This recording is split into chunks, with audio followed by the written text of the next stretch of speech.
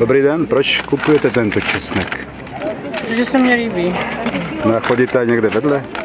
Nebo ne? Nebo Pěstuju česnek, věnuju se pěstování česneku, ale ne, že bych byla na nějakém místě, moc tomu nerozumím. A tento se mně líbí, toho chci vyzkoušet. Takže inženýr Kozák se vám líbí, chcete říct. Víte, u koho jste teďka tady? Nebo nevíte? Zvažte mě to, já si to zaplatím. Orientačně, Nemáš to volno, Nebo ten.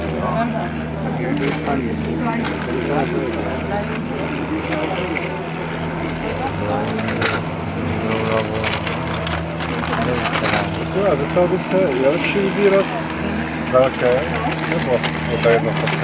Jsou tam nějaké ty dedičné? Není, tak to je podle toho, jaký to bude mít podmínky potom. Nevím, ale má to význam vybírat nějaké ty nejlepší?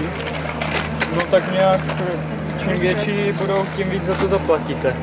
Za stejné množství stroužků. Že jinak potom to na výnosy nemá takový vliv. Vlastně to byla spíše z tohoto pohledu. Jo, tak to mě dej.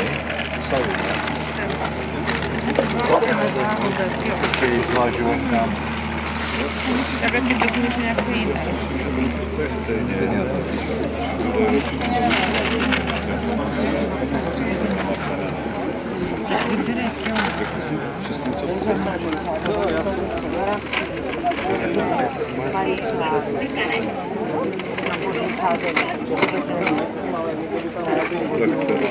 To zeptám.